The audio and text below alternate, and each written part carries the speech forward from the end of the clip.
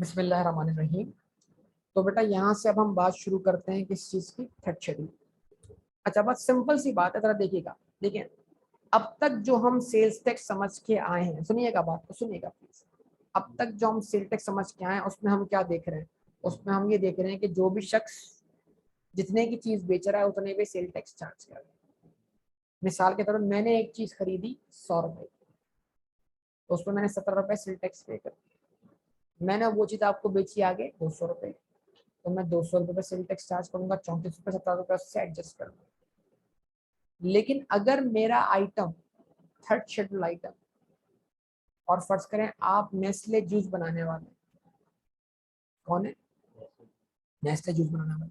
तो आप जो नेस्ले जूस बेच रहे हैं वो रिटेल प्राइस थोड़ी बेच रहे हैं, वो तो आप अपनी सीलिंग पर से बेच रहे हैं, और दरमियान में आप मार्जिन, मिसाल के नेस्ले का जूस मार्केट में कितने का बिकता है आजकल? 40 वाला जमाना चला गया मेरे ख्याल से। 50 या 60 का हो गया होगा मेरे ख्याल से, 50 का हो गया नेस्ले का जूस, 50 का। 50 रुपए के अंदर 17% सेल टैक्स क्या है, शामिल है।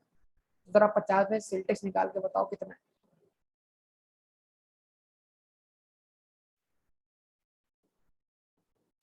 वो कह रही है 65 का।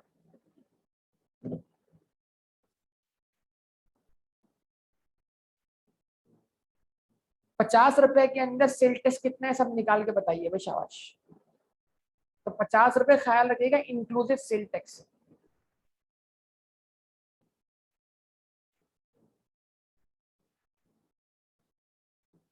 50 मल्टीप्लाइड बाय 17 डिवाइड बाय 117, ना के 50 का 17%। क्योंकि अगर आप 50 रुपए रिटेल प्राइस दे रहे हैं तो उसमें सेल टैक्स भी दे रहे हैं। तो असल में रिटेल प्राइस क्या हुई?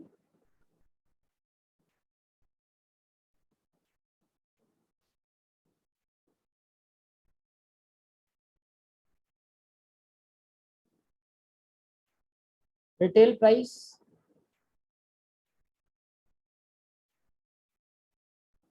बिफोर टैक्स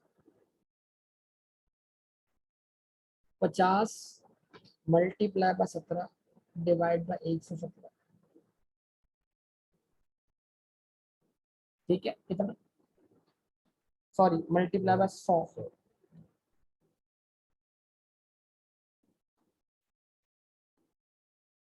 आंसर आया 42.7। सही है। ये है असल में 100% वैल्यू। इसमें ऐड करेंगे GST, general sales tax at 17%। हाँ, अब आप इस वैल्यू का 17% निकाल सकते हैं।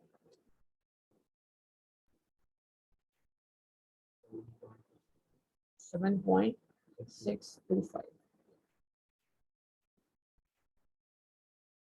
सम कर दो, तो सम क्या होगा? 50 आएगा, क्योंकि 117% के बराबर है। सही है। अब जरा सुनिएगा बात को गौर से। सवाल क्या है? तो इसका मतलब ये है, रिटेलर आपको जूस बेच रहा है 42 रुपए 73 पैसे का, जिसमें वो आपसे सेल टैक्स कलेक्ट कर रहा है 7.625 का, तो आप दे रहे हैं 50 रुपए। ये प्राइस तो आपसे किसने चार्ज की? रिटेलर ने ना। तो क्या नेस्ले कंपनी खुद इतने का बेच रही है?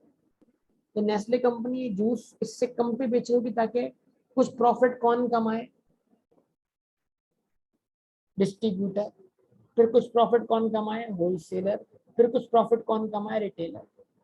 ये तो रिटेल प्राइस है ना भाई।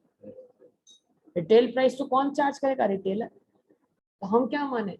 हो सकता है सर नेस्ले कंपनी ये juice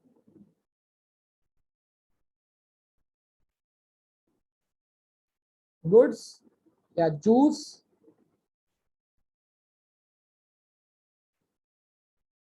sold by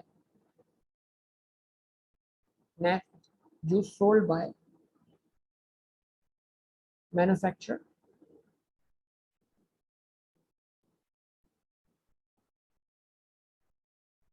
two distributor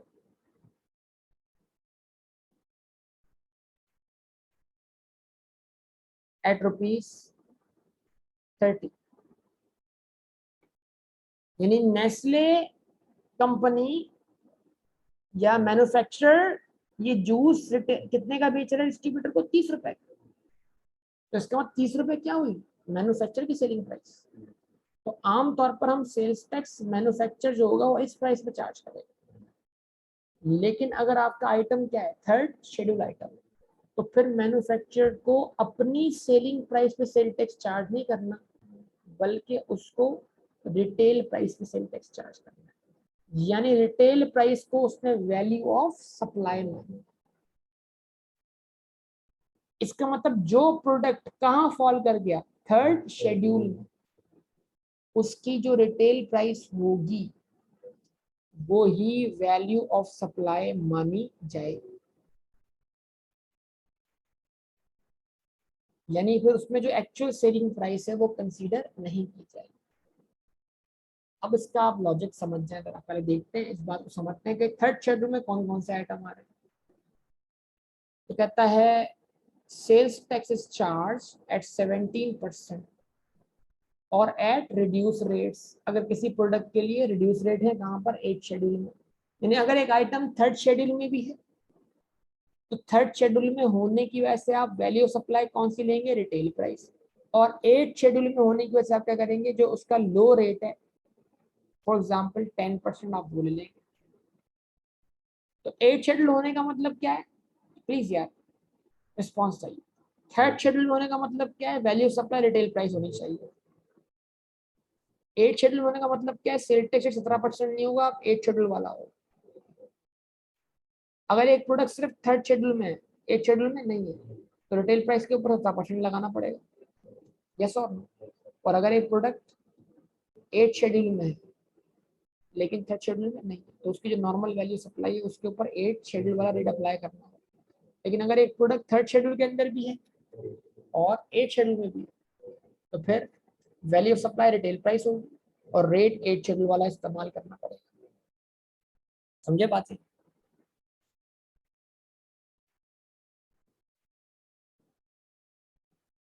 तो कहता है sales tax is charge at 17% at a reduce rate specified in 8 schedule in respect of goods falling under this category on the recommended retail price.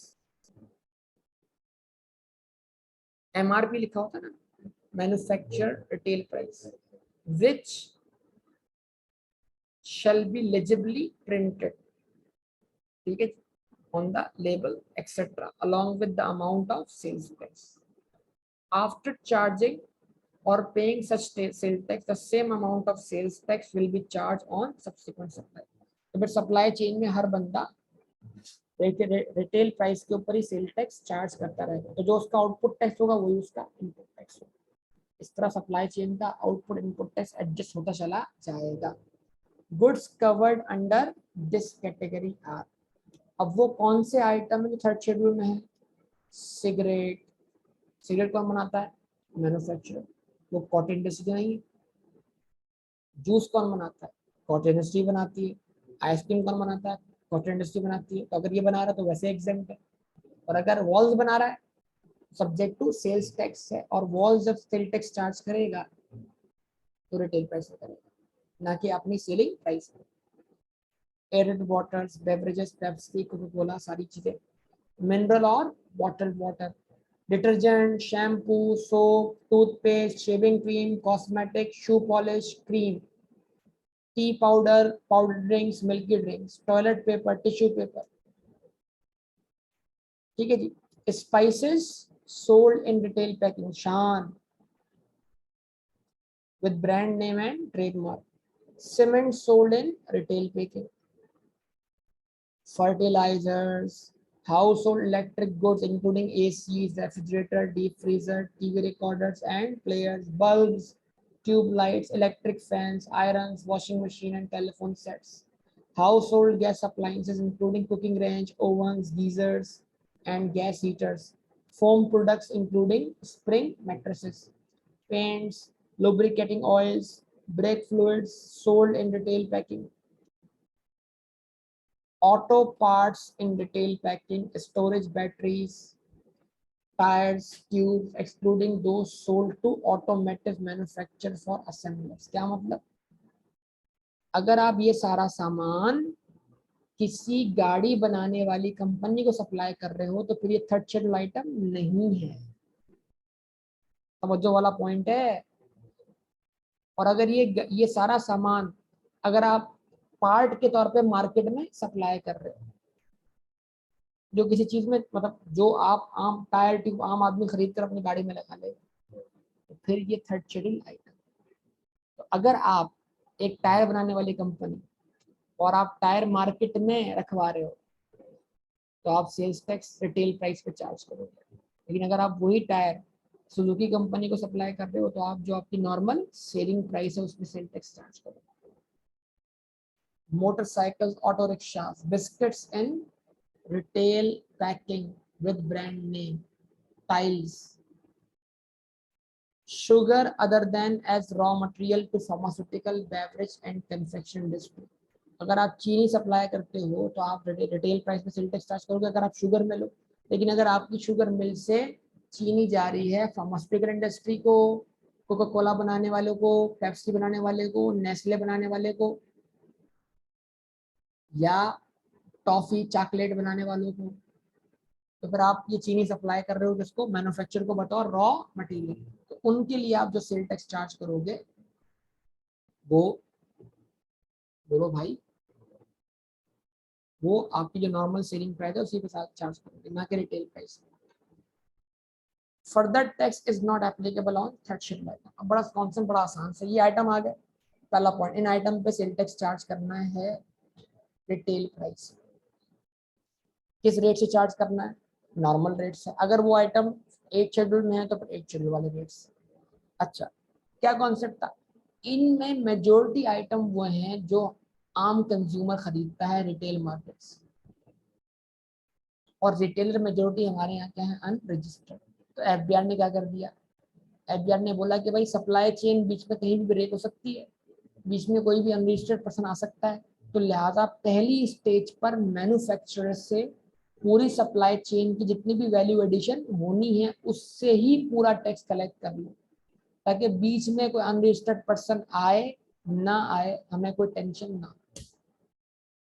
Manufacturer ने जितनी भी value addition करवानी है supply chain के through, जितनी वो खुद कर चुका है वो, लेकिन उसके बाद भी सब्सिक्वेंटली जो वैल्यू एडिशन होनी है, क्योंकि रिटेल प्राइस में मैन्युफैक्चरर का प्रॉफिट भी है, होलसेलर का प्रॉफिट भी है, रिटेलर का प्रॉफिट भी है, उन सबके प्रॉफिट पर मैन्युफैक्चरर की प्रोसेस कॉस्टिंग मिला के सब कुछ मिलाकर मैन्युफैक्चरर से सेल टैक्स कलेक्ट किया जाएगा, ताकि अगले स्टेज पे सेल्स टैक्स कलेक्ट होने का मसला ही क्या हो जाए, खत्म हो जाए। समझे बात यार। तो लिहाजा इस केस में अगर अगला बंदा अनरजिस्टर्ड हो भी तो फर्दर टैक्स चार्ज करने का कॉन्सेप्ट अप्लाई नहीं होता। ठीक है जी, तो उम्मीद है बेटा आपको ये बात समझ में आ गई होगी। यहाँ तक कॉन्सेप्ट, वजह, रीजन, थर्ड शेड्यूल आइटम, थक गए नहीं थके? चलो आइए ये बात पढ़ने के बाद हम क्वेश्चन नंबर 1 की तरफ बढ़ते हैं। क्वेश्चन नंबर 1 थोड़ा डिटेल क्वेश्चन है, वैरायटी इसमें क्या है, ज्यादा है। स्टार्ट करें। Value of supplies made by mister Panchu are registered manufacturer during February 2015। तो दरकार है, देखिएगा please. Taxable supplies to registered person other than to, तो ये टैक्सेबल सप्लाईज है, नॉर्मल सप्लाईज है 3.2 मिलियन। आइसक्रीम, कौन सी आइसक्रीम, आप कौन है, मैन्युफैक्चरर, यानी आप अगर कॉटन इंडस्ट्री नहीं है तो आइसक्रीम थर्ड शेड्यूल आइटम है। आप कितने की बेच रहे हैं आइसक्रीम, आगे होलसेलर को 12 लाख की, लेकिन रिटेलर फाइनली कितने की बेचेगा, 15 लाख।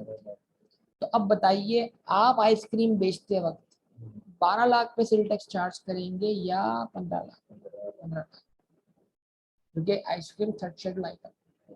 हालांकि 3 लाख की वैल्यूडेशन आपने नहीं करनी, अगली चेन ने करनी, लेकिन फिर भी थर्ड शेड्यूल आइटम होने की वजह से आपसे सेल्स टैक्स चार्ज किया जाएगा 15 लाख। एग्जाम्प्ट सप्लाईज पे तो कोई सेल टैक्स चार्ज ही नहीं होगा। जवाब ही नहीं आ रहा यार। Purchases made and other input tax items during the tax period. ठीक है जी। रॉ मटेरियल्स फॉर 1 and 2, यानी इसको सप्लाई करने के लिए और इसको सप्लाई करने के लिए रॉ मटेरियल है। इसका मतलब 1 और 2 का मतलब क्या है? 1 भी टैक्सेबल सप्लाई है यार, जाग जाओ भाई। 2 भी टैक्सेबल सप्लाई, और ये रॉ मटेरियल जो है सिर्फ 1 और 2 के लिए ही इस्तेमाल हो रहा है। तो इसका मतलब ये रॉ मटेरियल एग्जाम्प्ट सप्लाई के लिए इस्तेमाल नहीं हो रहा, तो इसका इनपुट टैक्स बेटा रेजिडुअल इनपुट टैक्स नहीं है। इसका जितना भी इनपुट टैक्स होगा यार, आप इसका जितना भी इनपुट टैक्स होगा वो बगैर किसी अपोर्शनमेंट के सीधा सीधा क्लेम हो जाएगा। क्या अपोर्शनमेंट करने की जरूरत है? सोच समझ के बताइएगा मुझे आप सब लोग, बराए मेहरबानी। आप आदी हो गए अपोर्शनमेंट के, जहां दिल करे आपने बोला चलो कर दो अपोर्शनमेंट। नहीं भाई, यहाँ नहीं करनी। क्यों? क्योंकि 24 लाख का 17% आपका जो इनपुट टैक्स है वो 1 और 2 से बिलोंग करता है, और 1 भी टैक्सेबल सप्लाई है, 2 भी taxable supply. Raw material for exempt supplies, exempt supply का रॉ मटेरियल अलग से खरीद रहे हैं आप। इसका मतलब दोनों की परचेज कॉमन नहीं है बल्कि अलग अलग है। अच्छा, मोटर व्हीकल परचेज किया आपने 15 लाख, इसका इनपुट टैक्स आप क्लेम नहीं कर सकते। ऑफिस स्टेशनरी आपने खरीदी है, जो कि जिसका ताल्लुक किससे? टैक्सेबल सप्लाई से। अगर इसका ताल्लुक टैक्सेबल सप्लाई से, तो इसका इनपुट टैक्स भी आप बगैर किसी अपोर्शनमेंट के क्लेम कर सकते हैं। जवाब नहीं मिला बेटा। Fix asset to be use for exempt product, ये जो फिक्स एसेट आपने इस महीने खरीदे हैं 3.5 लाख के, लेकिन ये फिक्स एसेट काम आएंगे सिर्फ और सिर्फ एग्जाम प्रोडक्ट बनाने के, तो इनका इनपुट टैक्स भी आप क्लेम नहीं कर सकते। हाँ, अगर ये काम आ रहे होते हैं एग्जाम सप्लाई के साथ साथ टैक्सेबल सप्लाईज के भी, तो इसके इनपुट टैक्स की अपोर्शनमेंट होती। अभी अपोर्शनमेंट भी नहीं हो रही। क्वेश्चन डिफरेंट है बेटा, जगाने वाला क्वेश्चन है, क्योंकि रूटीन आदत पड़ जाती है ना बंदे की। हाँ, इलेक्ट्रिसिटी कनेक्शन एक ही आ रहा है, input tax on electricity and gas bills common use. अब लिखा हुआ है इनपुट टैक्स, ये बिल की वैल्यू नहीं है, ये खुद इनपुट टैक्स है 22,500। तो ये वो इनपुट टैक्स है जिसकी अपोर्शनमेंट करनी पड़ेगी। अच्छा, input tax on lunch provided to staff not admissible. क्यों? क्योंकि इस केस में आप क्या बन गए? उस चीज के एंड कंज्यूमर। मोटर व्हीकल का इनपुट टैक्स भी एडमिसिबल नहीं है। ठीक है जी।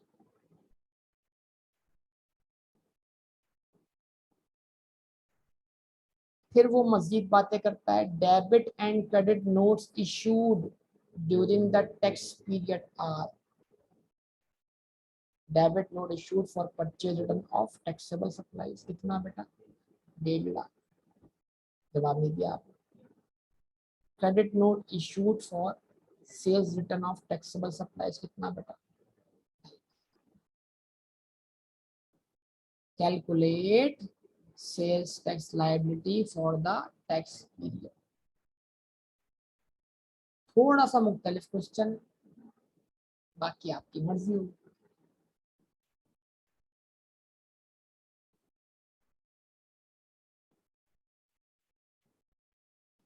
क्या हम कर सकते हैं इसको?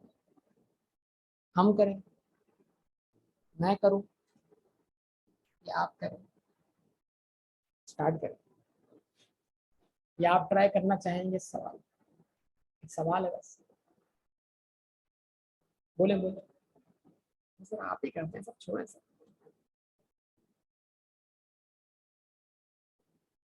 मिस्टर मिस्टर 500 उंगलियां घी में।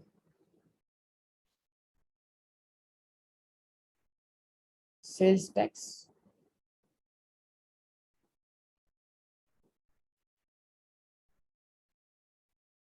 Liability. for the month ended 28 February 20x5.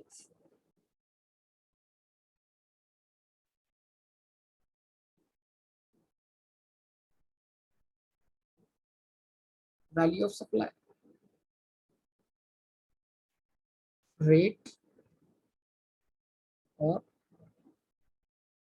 Sales tax.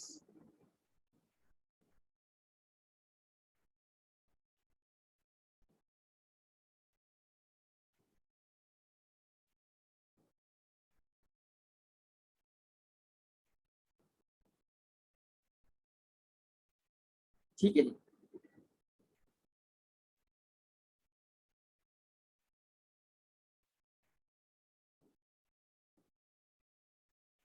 Output tax, ठीक है, output tax on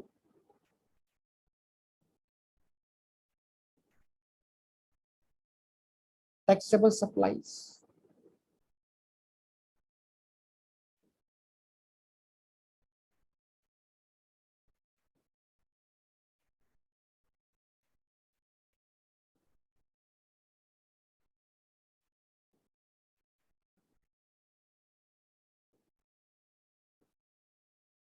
other than third schedule. Third schedule के अलावा टैक्सेबल सप्लाईज कितनी है आपकी तरफ बताइएगा? 3,200,000 लिखा आपने, 3,200,000। ठीक है। अच्छा, उसके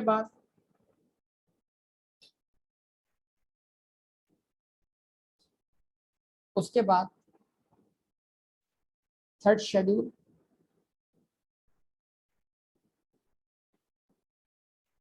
आइटम्स। अब थर्ड शेड्यूल आइटम्स की जो आप वैल्यू लेंगे, वो वैल्यू क्या लेंगे आप? 1,500,000।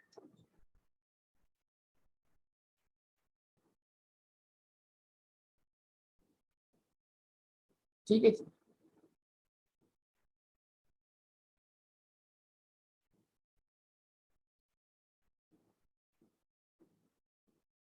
ठीक है,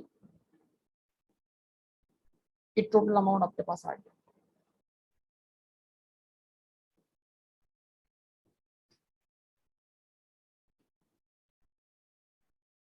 कितना आ गया?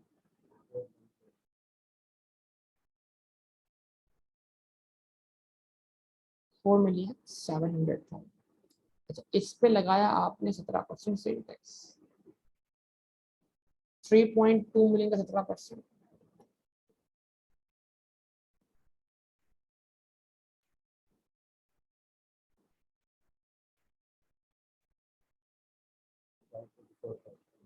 5,44,000 और इसका 17%। आइसक्रीम मतलब थर्ड शेड्यूल आइटम, लेकिन अगर ये 8 शेड्यूल में नहीं है तो इसका सेल टैक्स रेट क्या रहेगा? नॉर्मली रहेगा। कितना?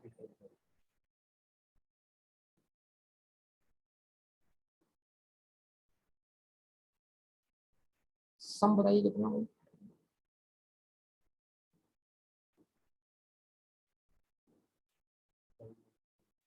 799।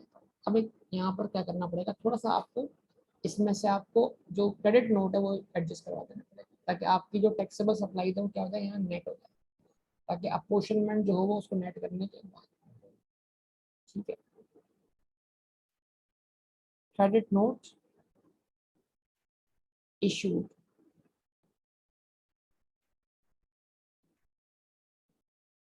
क्रेडिट नोट इशू किए आपने, कितनी वैल्यू के बेटा? सिर्फ रिटर्न के 2.5 लाख के। ठीक है, 2.5 लाख को इसमें से आपने एक तरीके से माइनस करवा दिया, और 2.5 लाख का आपने 17% भी अलग कर। क्या आंसर आया आपके पास?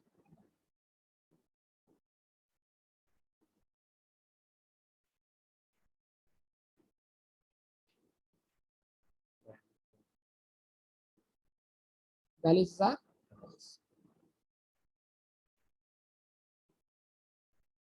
ठीक है। इसका मतलब ये अब आपकी टैक्सेबल सप्लाईज नेट ऑफ क्या आ गई, सेल रिटर्न आ गई, ठीक है। Taxable supply net of cell return कितनी,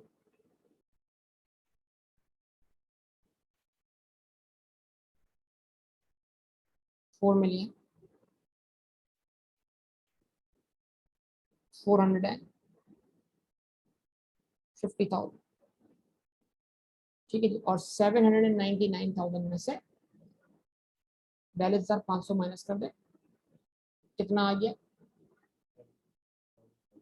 756,000। अच्छा, उसके बाद एग्जाम सप्लाईज,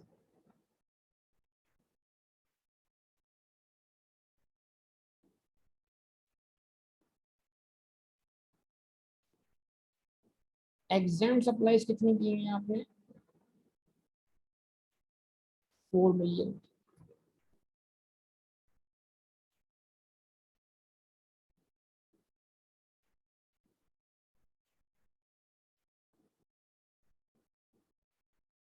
इस तरह हो जाएगी आपकी टोटल सप्लाई 8,450,000, और एग्जाम सप्लाई पे आपको सेल टैक्स चार्ज नहीं कर,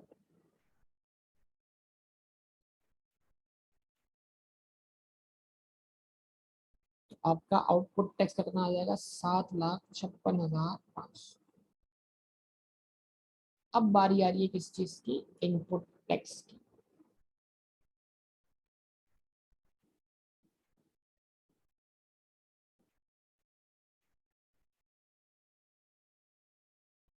ठीक है जी, आप लिखेंगे यहाँ पर क्या, actual input tax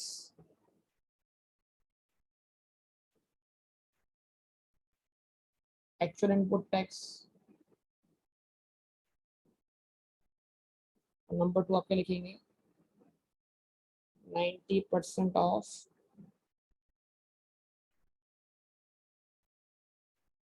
output tax, 7,56,500 का जरा 90% निकाल के बताइए।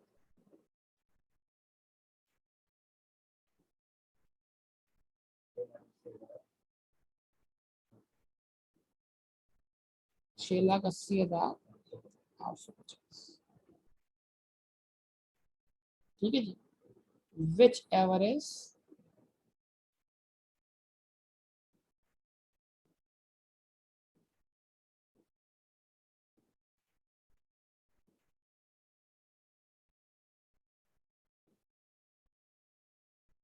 लोअर,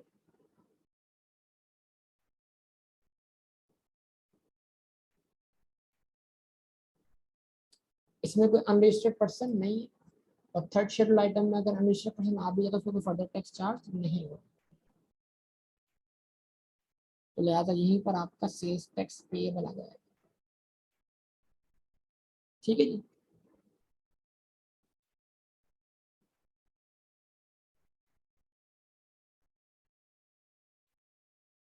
अब आप नीचे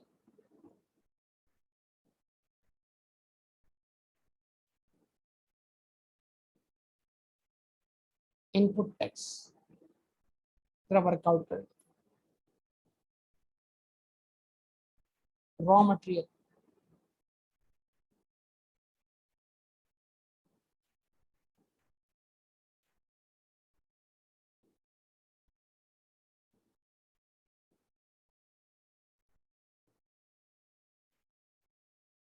on raw material purchase for, ठीक है,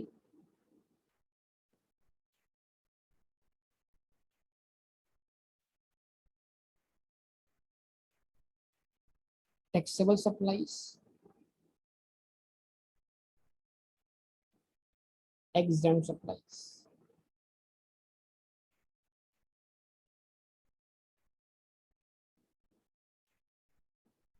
टैक्सेबल सप्लाईज का आपने कितना रॉ मटेरियल क्या किया, परचेज किया है, 2.4 मिलियन, या आपने लिखा 2,400,000, उसका निकाला आपने 17%। ठीक है,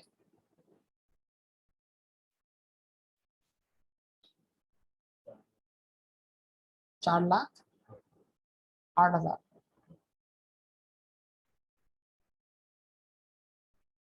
उसके बाद एग्जाम सप्लाईज का जो इनपुट टैक्स है वो कितना है?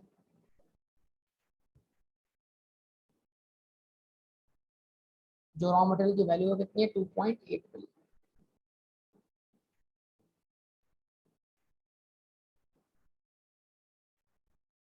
अगर 17% हम यहाँ लिखेंगे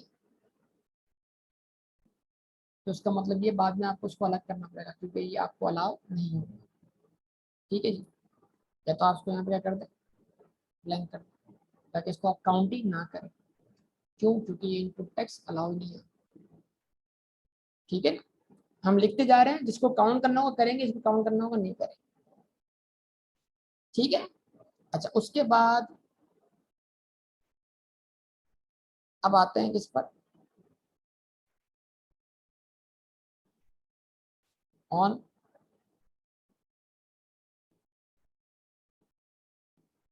अदर आइटम्स। जिसमें हमारे पास क्या आ रहा है? Motor vehicle. मोटर व्हीकल हमने कितनी वैल्यू की परचेज की? 15,00,000। यानी हम वैल्यू सारी डिक्लेयर कर रहे हैं, लेकिन मोटर व्हीकल इनपुट टैक्स हम कंसीडर नहीं कर रहे।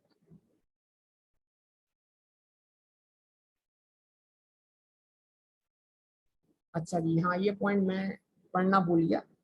This figure includes 200,000 of goods purchase from unregistered person. ये वैल्यू जो है आप क्या करें, इसको जरा करेक्ट कीजिएगा। इस वैल्यू को आप 2,200,000। ठीक है, कितना आंसर आएगा आप बताइए? कितना? 3,74,000। अच्छा, उसके बाद next one is what? Office stationery. क्योंकि इसका ताल्लुक किससे है? टैक्सेबल सप्लाई से।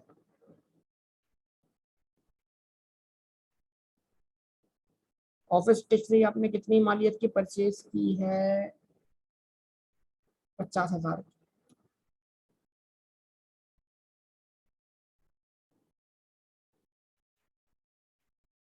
50,000 17%, 8,500। ठीक है, उसके बाद fix asset to be use for exempt goods.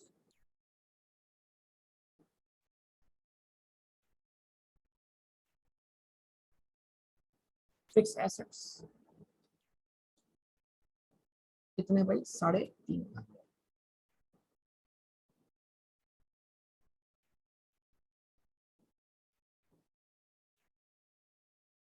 उसके बाद ये हम कंसीडर करते हैं आखिर में, input tax on lunch provided to staff.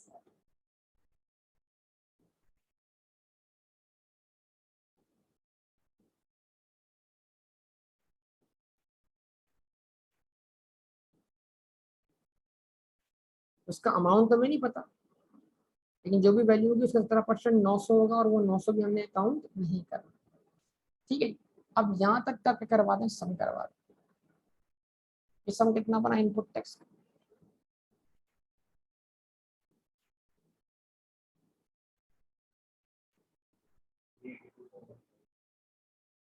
3,82,500।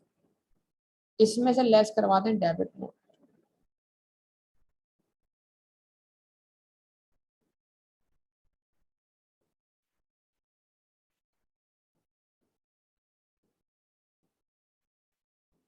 Debit note आपने इशू किए हैं कितनी मालियत के? 1.5 लाख। डेबिट नोट की वैल्यू लिखी है आपने 1.5 लाख।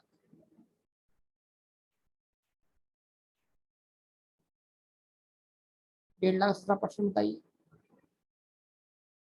23,000 नहीं, 25,500। ठीक है, उसके बाद आंसर क्या है आपके पास? 3,57,000। इसमें क्या करना है आपने? Input tax on electricity bills, इसकी क्या करना है बेटा? यही अपोर्शनमेंट करना। ठीक है जी, जितना बिलोंग करता है टैक्सेबल सप्लाईज से उसको काउंट कर लें, और जितना बिलोंग करता है एग्जाम सप्लाईज से उसको काउंट ना करें। समझे बात या नहीं? अच्छा जी, ऊपर जाइए। अपॉइंटमेंट के लिए आप देखेंगे आपकी टैक्सेबल सप्लाईज जो है वो कितनी है? 4.45 मिलियन। तो 4.45 million divided by what? 8.45 million multiplied by electricity bill का इनपुट टैक्स कितना है आप मुझे बताइए? 22,500।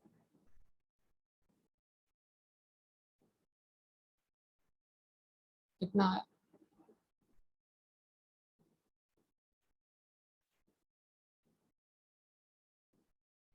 बेटा कैलकुलेशन कर लो यार। 11,849। और उसके बाद जो आपकी एग्जाम सप्लाईज हैं उनका वैल्यू क्या है? सेल्स वैल्यू क्या है उनका? 4 मिलियन। 4 मिलियन को डिवाइड करवाएं 8.45 मिलियन से, मल्टीप्लाई करवाएं 22,500 से। अब जो भी आंसर आएगा इस आंसर को आप काउंट नहीं करेंगे। नहीं करेंगे ना काउंट, क्योंकि हम डायरेक्ट उतना इनपुट टैक्स निकाल रहे हैं जितना हम क्लेम कर रहे हैं। तो जरा बताइए यहाँ पे क्या आंसर आता है? 3,57,000 प्लस 11,849। Please quick.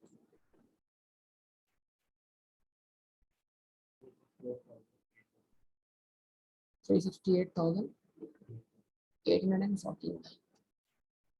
3,68,849। 3,68,849 आपका कहलाया एक्चुअल इनपुट टैक्स। लोअर क्या है? 3,68,849 ये आपने क्लेम कर लिया 7,56,500 के अगेंस्ट। तो आपका सेल्स टैक्स पेएबल कितना आ गया? निकाल लीजिए। 7,56,500 में से आप 3,68,849 माइनस कर लो, तो आपका सेल टैक्स पेएबल आ गया 3,87,600। ये सेल्स टैक्स क्या हो गया आपका? पेएबल आ गया।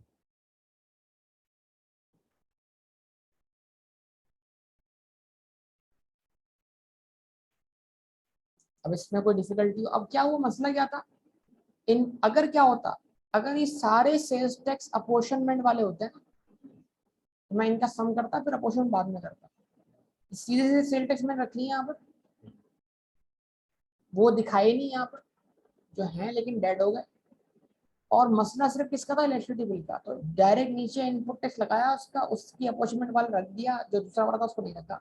तो टोटल जो आंसर आया उतना है जो हमारा एक्चुअल इनपुट टैक्स बन रहा है, ऊपर रख दिया उसको, उसको कंपेयर कर लिया 90% से, जो लोअर आया उसको क्लेम कर लिया।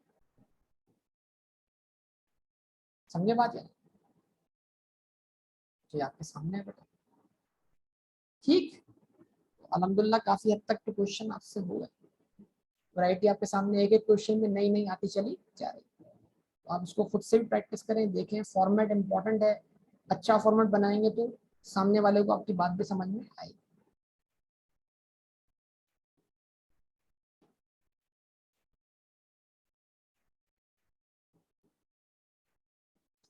क्लोज करो इसको बेटा।